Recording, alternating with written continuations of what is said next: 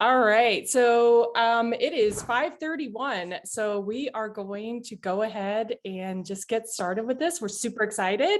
My name is Melissa, and I am with Women Who Explore. I'm one of the co-owners, one of three co-owners, and we're super excited to be partnering with SheFly and Viv, talking about the 3Ps in nature. We've done this, I think, in the past a while back, but I don't know that we've ever had like such experts on the particular products that women would be using in the outdoor spaces. So just a little bit about Women Who Explore. I'm sure you know a little bit about us at least, but we have a bunch of communities all across North America, and we're here to empower women to get into the outdoor spaces. Sometimes we hear that women are really nervous about getting outside because the fear of having to pee outside, or God forbid, poop, and all the other things that come along that and being outdoors. I'm a huge fan of SheFly. I have a pair of their pants, and I have to say that whenever I go outside, hiking, whatnot, I do have women that ask me about the pants, and I love showing them off. I always make sure like I wear my full like fun underwear so I can like demonstrate a little bit easier, just because there's always so much curiosity about them. And we're also super excited to have Viv here. They will be talking about period products that you can be using in the outdoors that are environmentally friendly, and they're also toxin-free. So I'm going to go ahead and pass it over to Charlotte to get this started. Charlotte, did you want to do the intros? Yeah, hi everybody. So for our call today, we're going to start with intros about SheFly and Viv. We're going to talk about leaving no trace, and then the 3Ps, which are pee, poop, and periods. We'll do a little myth or fact game at the end, and then stay till the end because we're going to be giving away a pair of SheFly Go There pants, and we will also have a Q&A at the end. But you can send your questions throughout, and Melissa's going to be moderating those, and she'll ask them right away if it's something that's super on topic, or if not, we'll save it till the end. And there's no such thing as a bad question. Feel free to ask anything that you want, and we will do our best to answer. So here are our intros. My name is Charlotte. I'm one of the co-founders of SheFly Apparel, and we make pants that have a patented zipper that makes it so everyone can go to the bathroom outside without removing any clothing. And it has a zipper on it that starts right below a traditional zipper right here, and it goes all the way around to the back of the pants. So you can make as big of a space as you need to go to the bathroom. And then it's got a fabric flap that covers the zipper on the inside, so it's comfortable. You can wear underwear and pull them to the side, or you can just go commando and use this fabric as built-in underwear. And then there's also a fabric flap on the outside, so the zipper is fully covered and totally invisible. And our mission is to make the outdoors better for everybody by reimagining the way that we make apparel, so that way everyone can feel comfortable and confident when they're spending time outside. This is a little bit more about the technology. Some of our colors have a fun pop, so you can show off the zipper like Melissa does, but we make a lot of different colors now, and we have pants in sizes 00 to 22. So that way, as many people as possible are able to go to the bathroom outside without having to take off any clothing. And Viv, if you want to take over and introduce yourselves.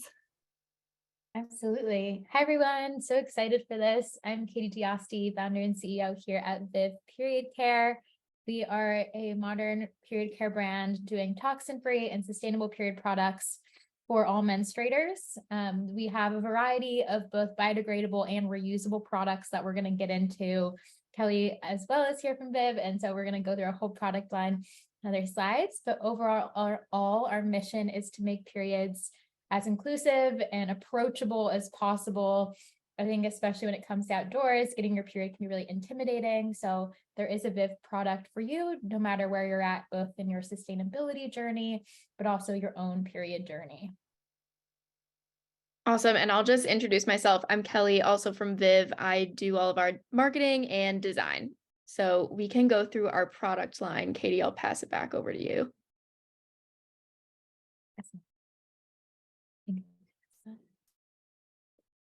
Awesome. A little bit about understanding the impact traditional period products make and why we wanted to innovate in this space.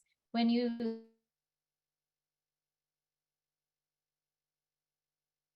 all good? Okay, cool. So a little bit about the period care Just a space. second. Oh. All good? Okay, cool. I got muted for a sec.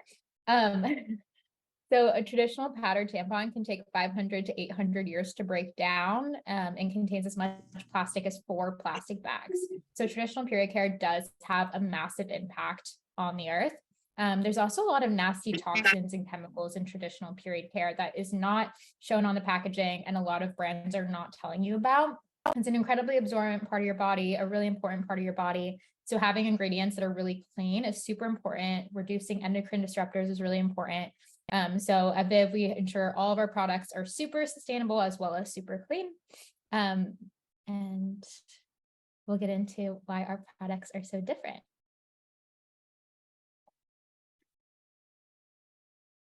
Yeah, so starting with the 3 Ps, the most important first step to understand is why we need to care about how we go to the bathroom outside in the forest, or anywhere where you're not close to a traditional restroom. And the reason that it's important is because we want to avoid polluting water sources. Humans go to the bathroom typically close to where we're recreating, and a lot of our recreation areas are close to water. Then we also want to avoid the negative implications of somebody else finding it. It's just a lot less fun if you're out hiking and you go 20 feet off trail and there's piles of toilet paper and you can see somebody's poop on the ground. You also want to minimize the possibility of spreading disease and maximize the rate of decomposition of whatever you're leaving out in the forest. A big question that people often ask is what's different about human waste versus other animals, because obviously the animals who live out in the forest or the desert or wherever you are spending time go to the bathroom out there. And the differences are that humans eat food from outside the local ecosystem, unlike animals who live in the forest. And a lot of the food that we eat, like alcohol and refined sugars and oils, can be really harmful to natural environments and can speed the rate of bacteria growth. That's part of why human poop has so much more bacteria, but also because we travel so much more. And when you're going to a natural area to recreate, it might be very close to where you live most of the time, but it might be quite far away. And then we also typically don't stray too far from established trails, which means that the waste is often quite concentrated, whereas other animals would wander throughout the forest or not be as concentrated in really narrow areas. So those are the reasons why it's really important to pay attention to the practices we're going to talk about and make sure that you know the correct ways to dispose of waste when you're going outside. So the first thing when thinking about the 3 Ps is what gear you need ahead of time. And what you typically want to have is a bathroom kit. So I recommend getting a little stuff sack that you can keep everything you need in. And you definitely will want to have a shovel, some kind of trowel like this one that you can use to dig a cat hole, which is just a hole in the ground where you will go to the bathroom. You'll also want some kind of toilet paper. You don't need to bring a whole roll if you're going on a short trip. I recommend just saving a roll when it gets down to a quarter in your bathroom and setting it aside, and then you can keep that in a Ziploc bag and bring it with you. Then you definitely will want to bring hand sanitizer with you. The number one reason that people get sick after spending time outside is because they didn't wash their hands enough. And you want to make sure you're always using hand sanitizer after going to the bathroom in order to minimize that risk. And then you also want a bag to put any waste in. So if you've got your little baggie of toilet paper, you then also want a separate baggie that you can put your used toilet paper in so that it's not contaminating and getting your clean products dirty. Then there are some new products that you can add to make your bathroom kit even better. So obviously, if you want to be able to go to the bathroom without removing your clothing and make it easier, especially if you're wearing a climbing harness or a safety harness when you're up on a glacier, then I recommend SheFly pants. I'm happy to answer any other questions about them, but they are super comfortable. They have 4-way stretch. They have 5 pockets that are all actually big enough to carry things, and they work really well in lots of different climates. We're also coming out with shorts at the end of April, so stay tuned for that. Another really awesome product that makes going pee outside much easier is a Kula cloth. And a Kula cloth is a piece of fabric that has an absorbent side that is infused with silver. And you can use that to wipe just for pee when you go to the bathroom. And it means that you don't have to carry as much toilet paper with you. And you also don't have to then carry that dirty toilet paper out. So it makes it a lot easier. The backside is fully waterproof, so you don't risk getting any pee on your hands. And then you can clean it out when you get home, or you can clean it along the way if you're on a longer trip. And fun fact is that SheFly was actually the first ever collaborator with Kula Cloth, and now lots of brands have designs printed on them, but this was the first one ever as part of our crowdfunding campaign when we launched our pants. Another awesome product that just came to market is the Packed Kit, and it's basically an all-in-one kit for everything that you need to go to the bathroom outside. It's got a trowel in there, and I really like this trowel because they have the depth marked on there. They have 6 inches marked, so that way it's really easy to know how deep your hole is when you're digging. And they've got also a little hand sanitizer in there. But the coolest thing about the Packed kits are that they come with mycelium tablets, which it's basically a mushroom that helps your poop decompose faster. And then they also come with little tiny tabs that are for making a wipe. So this is their wipe tab, and you just get it a little bit wet. I can show you, and it unfurls into a little cloth. So I got it wet and now it's growing. And then you can use this to wipe. And it has sugars in it that actually feed the mycelium. So you can bury this in your cat hole even when you can't bury normal toilet paper. And it actually helps your poop decompose faster. And I'll talk about that more later when we get to the poop section. Then other products that you can have that are optional, you can bring a bidet. They make special backpacking bidets. There's some that have their own little bottle, and then others that attach to smart water bottles. And you can use that to squeeze water onto your butt to clean yourself, and then you don't have to bring as much toilet paper. And a lot of people find that it's a much easier way to get really clean. It is added weight, so you have to make that decision. And then you can also use pee funnels. So there's a bunch of different types of these, Go Girl, or also got a pee style here. And they can work really well to help you moderate your stream, and you can use them to go to the bathroom wearing traditional pants. We believe that we need to have our clothing adapted to our bodies rather than using rubber funnels to adapt our bodies to clothing that was designed for men. But they do really help if you don't have a pair of SheFly pants, and if you have trouble getting in the right position. They can be really helpful with our pants as well. The hardest part about using a funnel is that there can be a lot of leakage issues. So you want to make sure that you practice at home before you go, and that you get a really tight suction on there, so that way you don't get any runoff down the side. And getting that correct position is a lot easier with our zipper because you can unzip it from the right place. So there are a lot of people who like using our pants with these types of funnels. And then you can also bring a pee funnel or a pee bottle with you. And what this means is it's a bottle, usually a wide mouth bottle, maybe a collapsible Nalgene, and you use that to pee in your tent. And that is another one where definitely practice ahead of time and make sure that you have the hang of it. You don't want to spill. It can be helpful to use a funnel in conjunction with the pee bottle to make sure that you can get everything into the right place. But it's a helpful way when you're going somewhere super, super cold, where it's really difficult to go to the bathroom outside of your tent. You can stay inside. That's definitely an advanced technique. I would not recommend it in most circumstances. And if you're nervous about going to the bathroom outside or being seen, check out our pants before you start experimenting with a pee bottle, because there's just a lot that can go wrong there. So then getting into the actual process of going to the bathroom outside, starting with pee. Here's some FAQs. So the first thing to think about is where you can pee.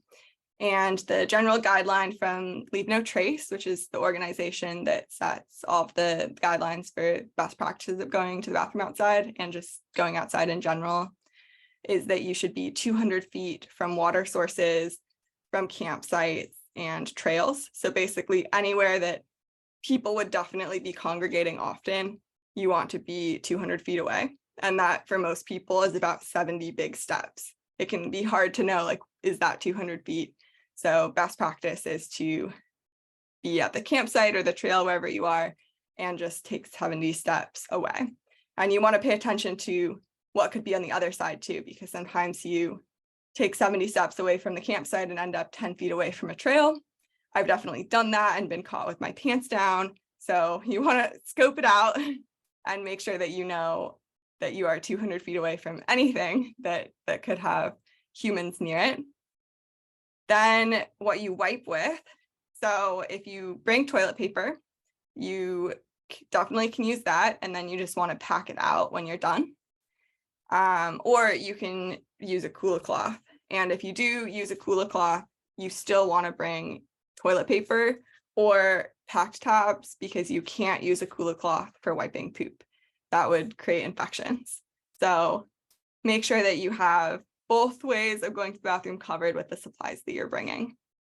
And then for how to not pee on yourself, you want to practice this ahead of time, like when you go on your first big hike or going backpacking or doing something else like that. I recommend practicing first, going somewhere chill, doing something that's very easy where you're not even totally sure that you'll need to go to the bathroom outside. If you're really nervous, you can practice. And if you are having trouble with it, especially around bending your knees and having too much spray, then using a funnel like this where it's not open on the top can definitely be helpful.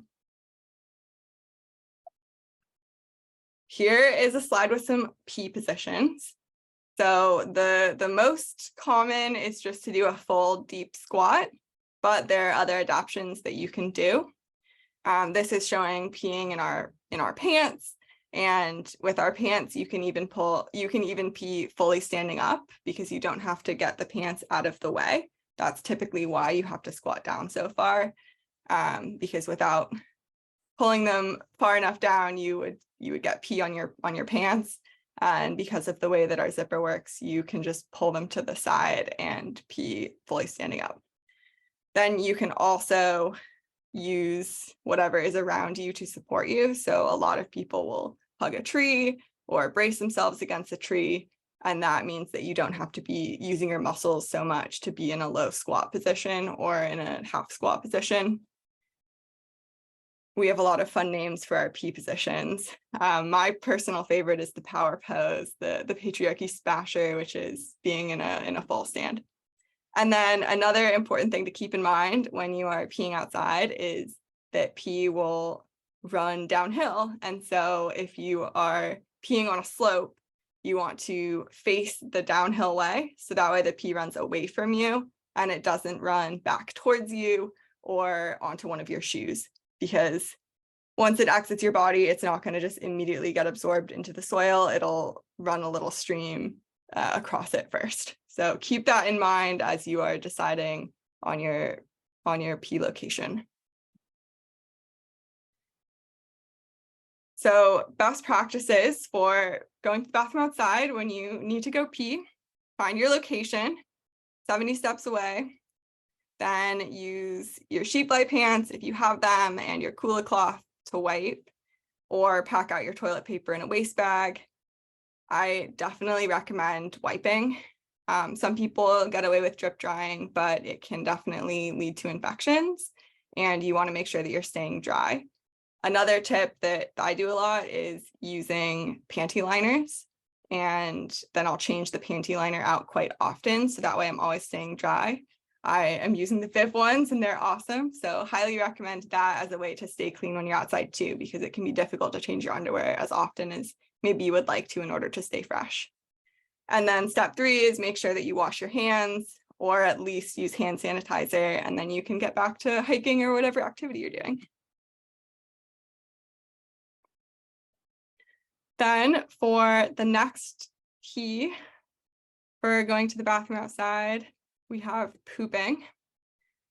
The rules for pooping vary depending on the location. So you definitely want to do research before you go. And it is changing right now because there's more people going outside. And so some areas are getting stricter about what you need to do when you poop outside.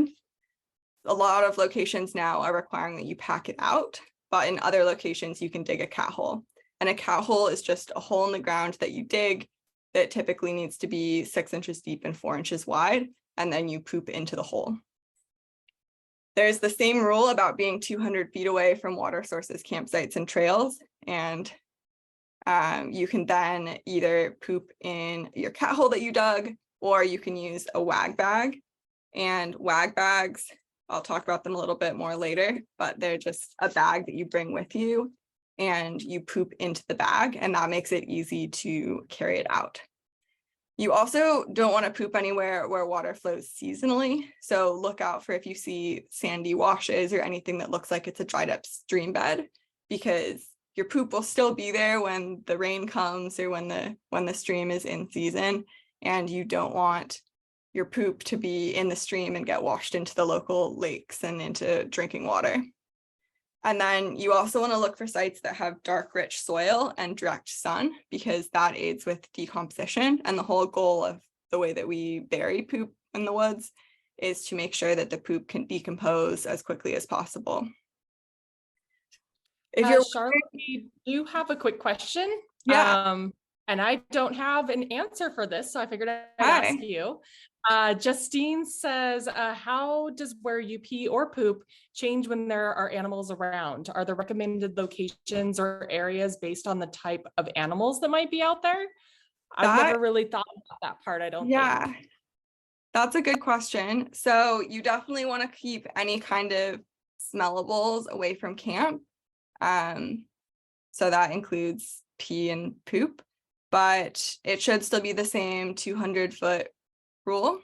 And the way that you bury your poop should always be to make sure that you won't have animals tempted to dig it up. So I'll go into the specifics of that, but from my understanding, I don't think that it changes based on if you're in bear country or if there's another specific type of animal around. You definitely want to be more careful about burying it, though, if you think that there's a risk that it could get dug up or that you could be contaminating the local wildlife. And we have one more question. Yeah. Angela says, I always struggle digging a deep enough hole due to roots or rocks. Any digging tips? Sarah mentioned that she upgraded her shovel, and that helps a lot. And I would agree. Sometimes the lightest weight shovel isn't necessarily the most functional shovel. So that's definitely, and then I think, again, like you had said, looking for the type of soil that might be easier to dig up. I don't know if you have other tips in there. Yeah, I second getting a shovel that's easy to use. Like even between these two, this one is really hard to use. It hurts my hands to hold it tightly. Some tips are to bury your shovel as much as you can and then step on it, and then you can get it to go deeper, and then it's easier to get more soil out. You also can find a big rock and pick that up, and then you're like halfway to your hole. And then you can just take some soil from around your hole and use that to fill it in and put the rock back on top. And that's a way to get deeper. Just be careful if you're in an area with a lot of people, there might already be some poop under that rock. So pay attention to if the soil looks easy to dig up because it's been recently dug up, or if somebody else has used the same spot. And then I'm going to talk about this later, but I really recommend scouting your spot as early as possible. So like if you're camping and you got into camp and you don't think you need to go to the bathroom yet, but you know that you might after your morning coffee the next day or something like that, or if it's about to get dark and you kind of have to go, it's just much more pleasant to go look for a spot to dig your cat hole when you are not in any amount of urgency and it's still light out and you can have a little bit more patience to find the right spot. And then it's a lot less stressful to dig your hole. So dig your hole early and then it'll be easier to find the right spot to do it. For when to know if you need to pack it out, you should do research ahead of time and look on the website and or call the ranger station and find out.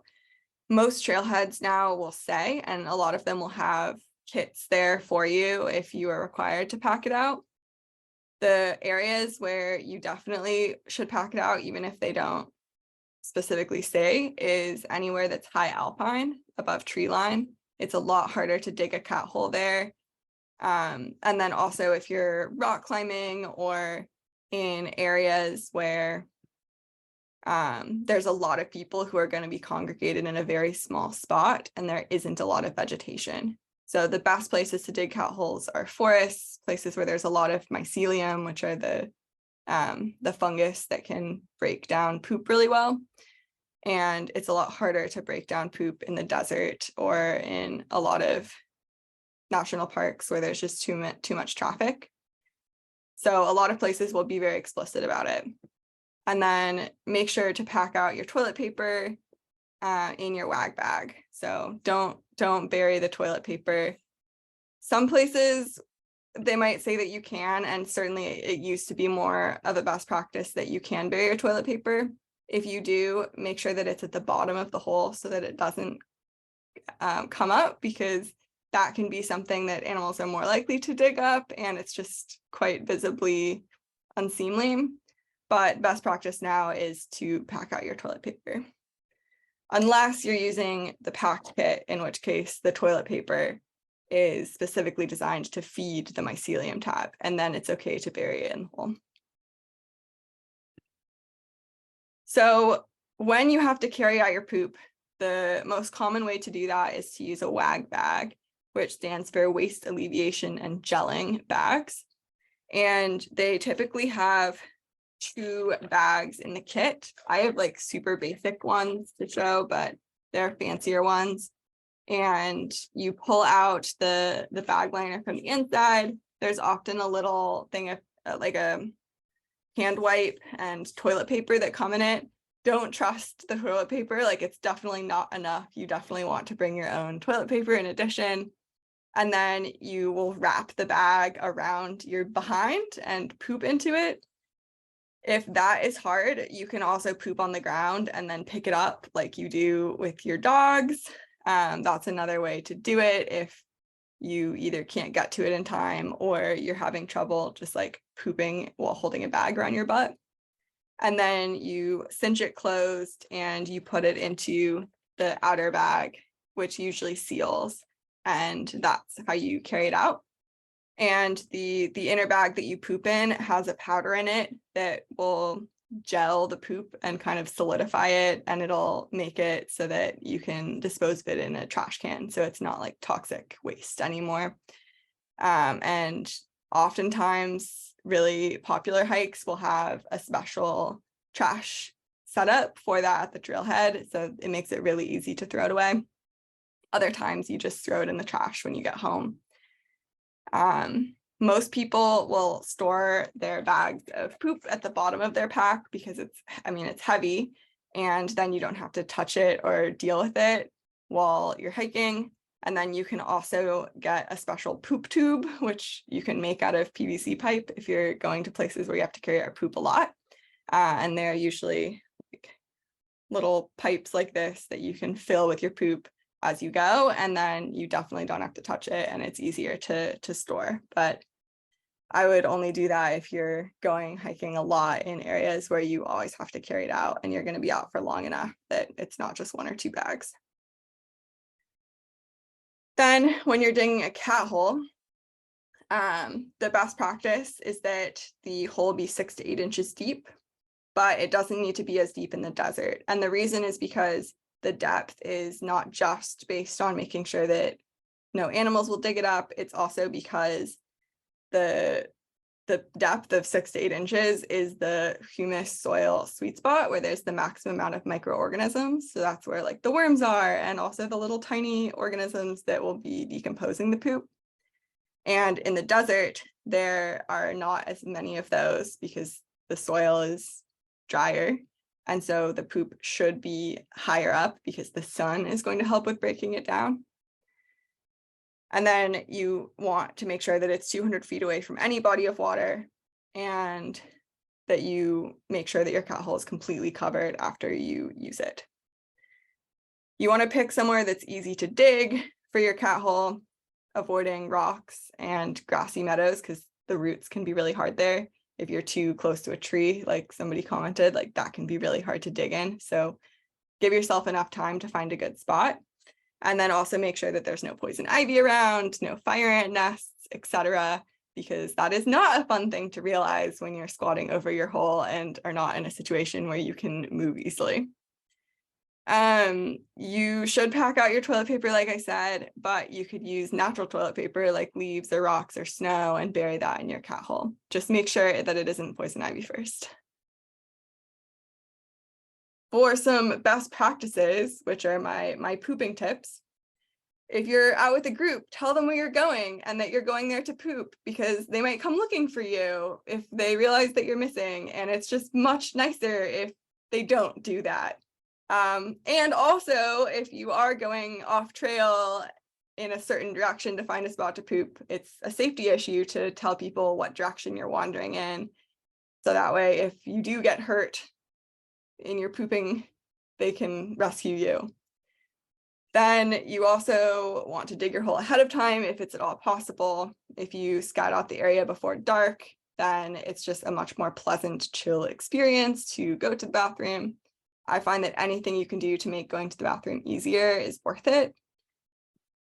And another important thing is that you never want your trowel to touch poop. It's not a poop shovel. It's to dig the hole and then you poop, and then you don't want the trowel to come anywhere close to it because you're going to be touching this more. It's going back in your pack. So my recommendation is dig your hole and then like throw your trowel away or put it far away so that way you're not tempted to use it. And instead find a stick and use the stick to put the dirt back over your hole. And that way you'll make sure that you're not bringing anything back with you that has bacteria on it. Sometimes, even with best intentions, you might not have time to dig a hole, or there's some urgency. And so then what you can do is just poop on the ground and dig a hole right next to it and use a stick to push it in and bury it. And ideally also push like the pine needles or leaves or whatever the poop was on into the hole too.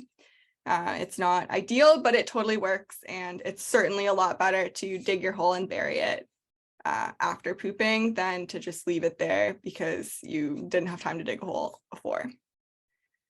Also, always remember to bring your toilet paper or bidet and hand sanitizer and just everything that you need with you when you go to poop. It's the worst thing ever to realize that you are ready to go or you're like halfway through and you forgot something. So that's why having a little pouch that you keep all of your supplies in is really helpful. So that way you make sure that you never end up without the supplies you need. And if it's hard to squat, then you can lean against a tree or, scoot, not Scott, but you can scoot over the edge of a log or you can lean forward with a hiking pole. The goal is to have your butt as close to the ground as possible, so that way you minimize any splatter, since sometimes poops are not their most solid when you're backpacking, especially if you have a lot of freeze-dried beans in your meals, and you want to make sure that there's as minimal of a problem with aim as possible, and that's easiest if you're closer to your hole. Okay. That was pee and poop. Yeah, I can get into the third P here and talk about periods a little bit. I feel like I learned so much, Charlotte. Thank you so much for that. That was great. For sure. I'm a professional. Amazing. Awesome. So getting into the periods aspect, there's a few different steps to take. The first is just deciding what period product will work best for you. We're big proponents of everyone can choose whatever period product they want to use. You shouldn't feel pressured to use any one specific thing. And there's options no matter what product you prefer. You're definitely going to want to organize a survival kit ahead of time if possible, and we'll go through kind of a checklist of what you can include in that. And then just knowing the leave no trace principles specifically to periods.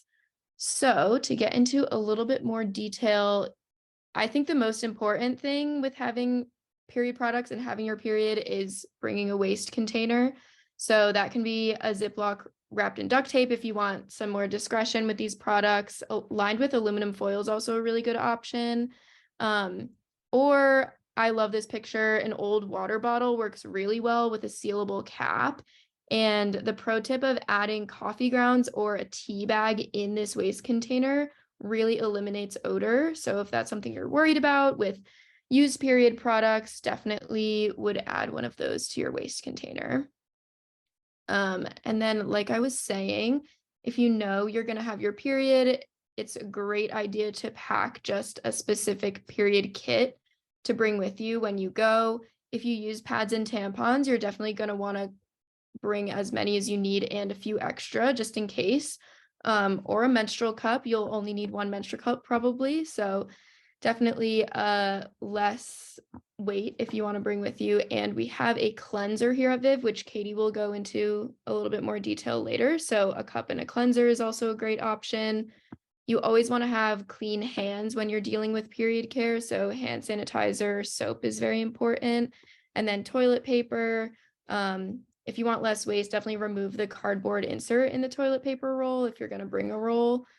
Similarly to the clean hands thing, plastic gloves are just always a great option to make sure that that's sanitary when you're changing period products out in the world. And then wet towelettes are a great option. As Charlotte was saying earlier, wiping is very important for keeping everything healthy, and the pH down there is very important, and just having a wiping option on hand is a great for your period products and your body. If you experience cramps, definitely bringing some meds with you is great. And then packing extra underwear is great for planning ahead if you think you're going to need it or just in case of emergency. Awesome. And then we can go into the specifics of different products. If you use tampons and pads, these are a great option. The one thing to keep in mind is that you cannot bury pads or tampons no matter what type you're using. So just for reference, I have some Viv products here. Our Viv pads are completely biodegradable in 150 days, but you still have to pack them out, kind of similarly to toilet paper. You're not going to want to bury those. You don't want animals to dig them up. You don't want to mess with the biodiversity that's there. So that's what that waste bag is there for. You want to carry out any used period products, especially if you're using tampons. I have some tampons here too. The applicators, if they're plastic, if you're using applicators, you absolutely need to make sure you carry those out with you, and just any products that you're using. So yeah. And then I will pass it off to Katie to talk about menstrual cups, but this is a great option if you're looking to not have to carry so much waste with you, and if you want something that you don't have to change as often. So Katie, I'll pass it off to you. Awesome. Thank you, Kelly. This has been so educational for me as well. So excited to teach you all about menstrual cups. Ours in particular is called the Viv cup. If anyone has used a menstrual cup before, you might notice that ours is a little bit of a different design. It has a ring at the bottom, which makes removal really nice and easy. It can bring it to the surface. Cool things about a menstrual cup: they're a reusable cup. They're 100% medical grade silicone, so super non-toxic and very sterile. You can also keep a cup in for up to 12 hours. So if you're going on a really long day hike, awesome for that. You can just put it in first thing in the morning, take it out at the end of the day. Also recommend it for people with just really busy schedules. A nice thing that we've also seen for a lot of cup users is that it does reduce cramping a bit. It's originally been nicknamed a sport cup. So if you're doing a lot of physical activity, I really do recommend menstrual cups for that. And for that purpose, it really does form your body and is really flexible for those reasons. Great things about using a cup is that when you are removing it, you just have to dump it out. And depending on where you are, give it a rinse, or we do have our new Viv Cup Gel Wash. So it's a really clean wash. It has super natural ingredients, but it does help sterilize the cup a little bit. You want to make sure that you're clearing off the gel prior to reinserting, and then you would reinsert the cup and keep it in for another up to 12 hours, which is really awesome.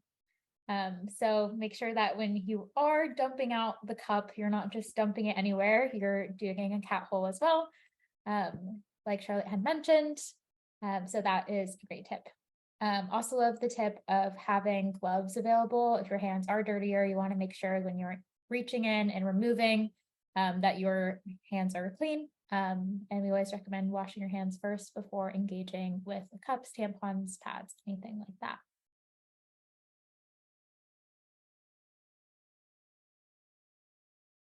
Okay. Now we have a game, myth or fact, about the 3 Ps. So we can just have people comment whether you think it's a myth or a fact. First one, bears and animals are attracted to the smell of period blood. So send in the chat if you think that's a myth or a fact.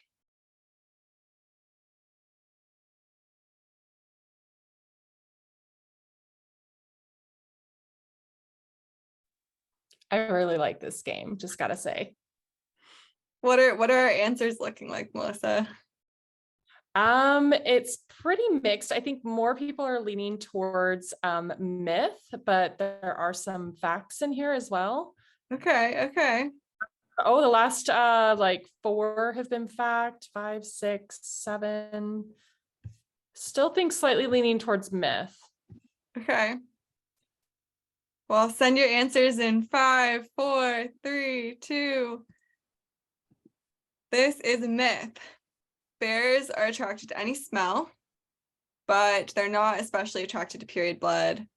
And following leave no trace principles will help with keeping animals away. So like if you're out hiking and you're on your period, you don't need to be more worried about bears smelling you. You should still pack period products with any other waste products. So like if you're in bear country and you need to hang your garbage or use a bear canister, you should include your period products with all of the other trash like food waste or lotions or anything with a smell, but there's nothing special about period blood that is attractive. Okay, next one, myth or fact.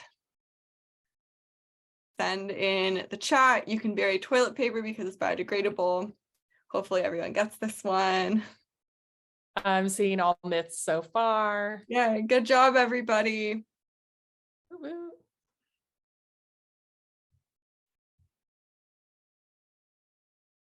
This one always surprises me on the trail because even if it was totally fine, who wants to see toilet paper on the trail? Like, it's always a disappointment when you go out to use the bathroom in the outdoors and you're like, well, everybody else has used this space and I can tell because there's toilet paper everywhere and it's just it'll gross. be just like floating across the trail, and it's not something that you want to pack out when you see somebody else's toilet paper there, and so then it just stays there. Yeah, so this is a myth.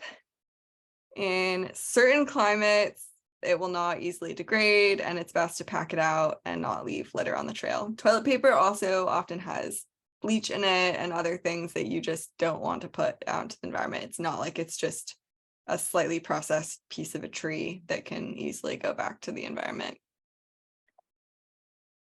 Okay, and next, or I think our last myth or fact, you shouldn't poop or pee 200 feet from a water source.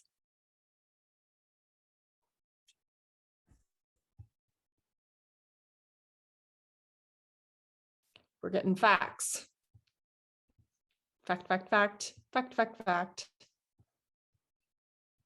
Yes, this is a fact. So the reason is because if you go to the bathroom further from a water source, then it minimizes the chance for water pollution, which, can spread disease. And then it also has an aesthetic impact. And when you go further away, it maximizes decomposition. Oh, I was wrong. There's another one. Another myth or fact, you can bury tampons and pads in a cat hole. Oh, myth is coming in real quick. Oh, good work. Everybody's passing. Everyone gets an A for peeing and pooping and periods outside.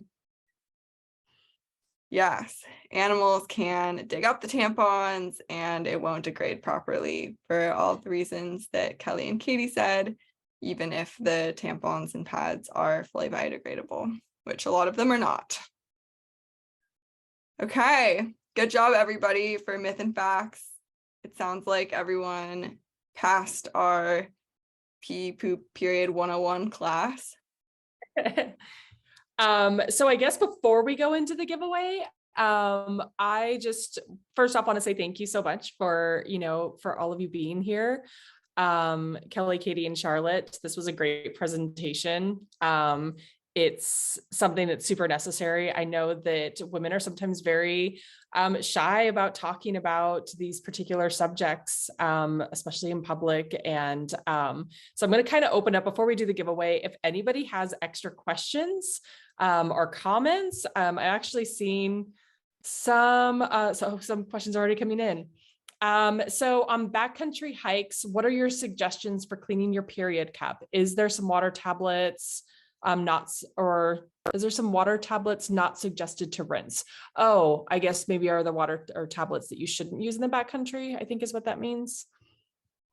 Yeah, so I would recommend any water that you feel comfortable drinking is okay to use to clean your cup.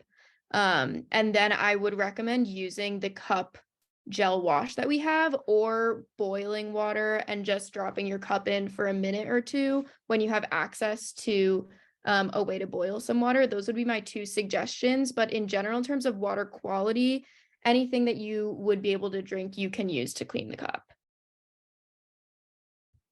Awesome. And so Natalie, this is not a dumb question because we have no dumb questions, but do you recommend wearing underwear or panties with SheFly plants? Otherwise, you still have to move the underwear side. I can say from personal experience, I mean, I know Charlotte's going to answer this, but I still wear underwear. To me, it's the same as when I have like a bathing suit and you just kind of pull it to the side. My biggest issue at first with the SheFly pants was my body like allowing myself to pee because it feels really weird with your pants still on. And I remember like popping a squat and then my body was just like, nah, this isn't supposed to be happening. And so that took like a little bit to get used to, but other than that, you just kind of pull it to the side. Thong underwear works really well. There's, maybe a little bit less there. But maybe Charlotte, you have a better idea. No, that was a great answer. And it's a good question. It's one of the first questions that we get from people who haven't tried the pants. And once you've tried them, then like Melissa found it makes a lot of sense to pull the underwear to the side.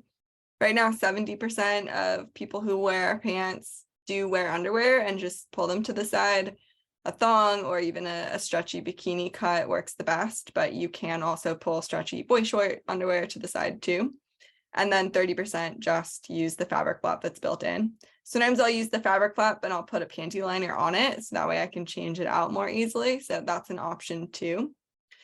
And I would also, the same way with all of these things, just practice at home first.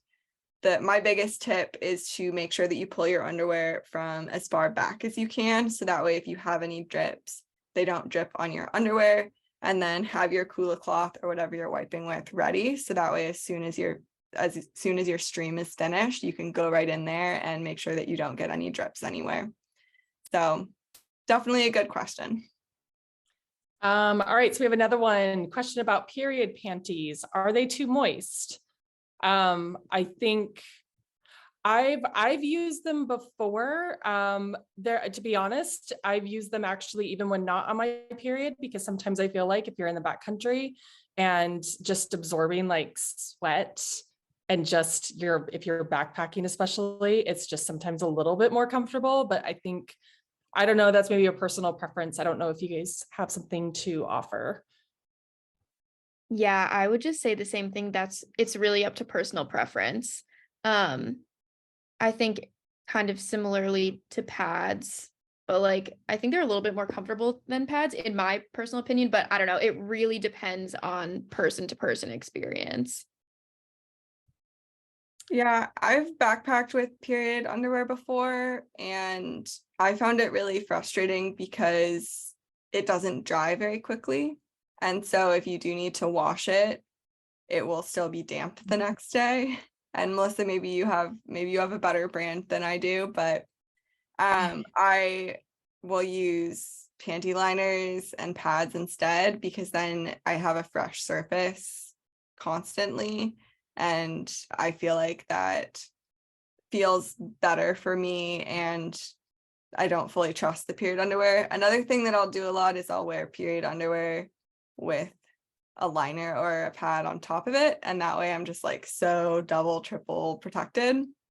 And then I feel more confident.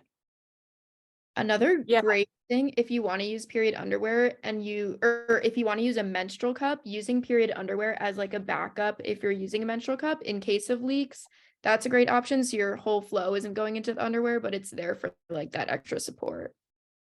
And Also, that is actually answers our, like the next question was, do the menstrual cups leak? So, so I guess that would be a good backup just in case.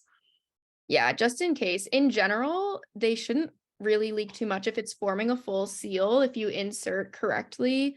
But if it fills up completely, there's always the chance that in case you want that extra protection, that's what I would recommend. Someone asked, how do you know if the cup is full? Katie, do you want to take this, or I can just keep going, whatever you. Yeah. One element of that is that you'll actually feel more pressure. And so you'll physically know if it is full by more of how heavy your cup feels and the pressure that it's starting to happen there. It'll naturally start breaking that suction. But like we mentioned, and some people were able to mention in the comments, they do hold up to 5 tampons worth of liquid. So knowing your body and your flow does help too there. Kelly, feel free to add. Yeah, I will say it's like kind of a strange feeling to try to describe as that suction is breaking. A lot of people say that it feels like bubbling, and like when you start to feel the bubbling, I like don't know how to communicate that feeling until you've actually felt it. But once you start that, that's like how you know that it's time to change the cup. It's not like an urgent, all of a sudden it's gonna leak all out kind of situation, but once you get that like extra pressure kind of bubbling feeling, that's how you know that it's getting full. And then we have a last one. How long did it take to get comfortable using the cup and using it correctly? She wants to, she's heard great things, but she's scared to actually use it. I don't know. My recommendation for any of these is usually just try it and try it at home. Don't buy these products and then go straight out to the backcountry with no backups. Take some time to get to use, don't put it in and then go straight to work or whatnot. Maybe try it on the weekend when you're going to have a day at home and you can get used to it. That's like exactly what we always say. Like, try it for the first time on a day that you're just kind of chilling. I will say it really is, before you try it, it seems scary. And then you'll try it and be like, oh, it's so much easier than you think. We also, Katie, go ahead. I feel like you're gonna jump in. About to say the same things. Yeah.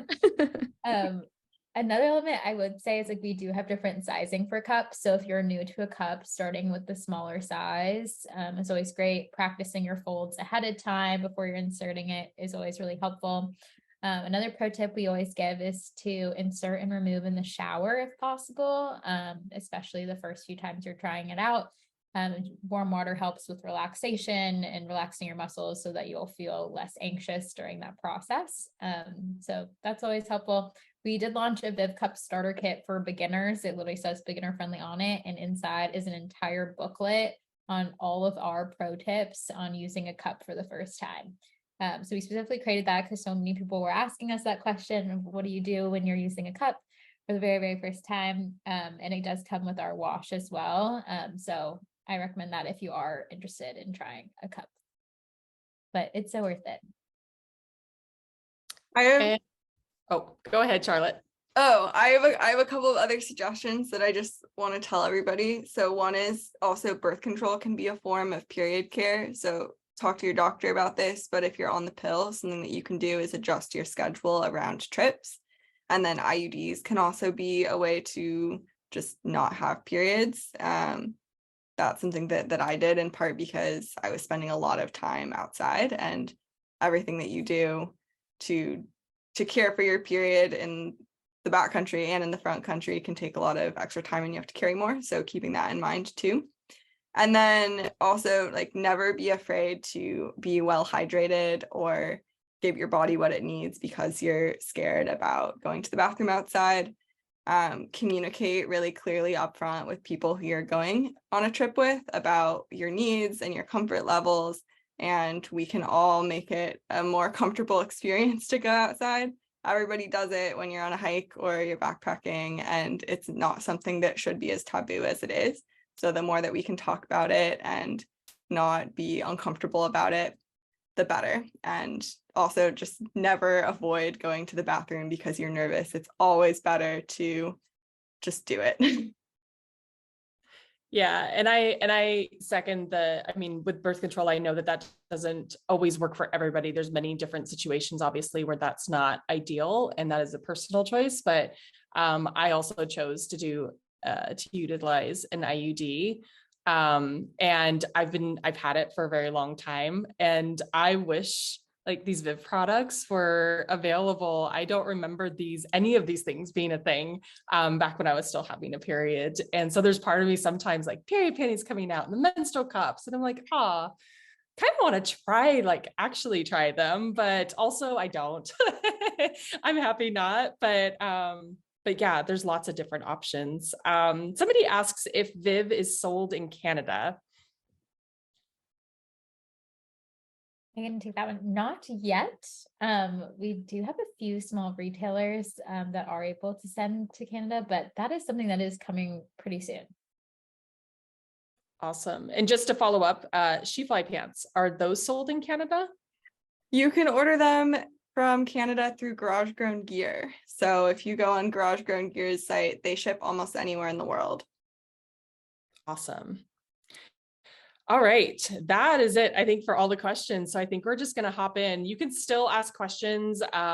We can go ahead and close the presentation unless there's anything after this. So you ladies can answer if anything pops up. But we are going to give away a pair of SheFly Go There pants, which I personally love. And then Viv, I think there's some products you're giving away as well. Did you want to mention what those are? Yeah, so we're going to give away our Perfect Fit Kit, which includes a full-size box of all of our products. So our pads, liners, tampons, and our small menstrual cup. Ooh, this is just like a starter kit to go outside and be able to do all the things. Exactly. So awesome. So we're just going to do whoever answers this question first in the comments. So everybody have their fingers ready to answer this. This was said in the presentation. What size range does SheFly carry in their pants?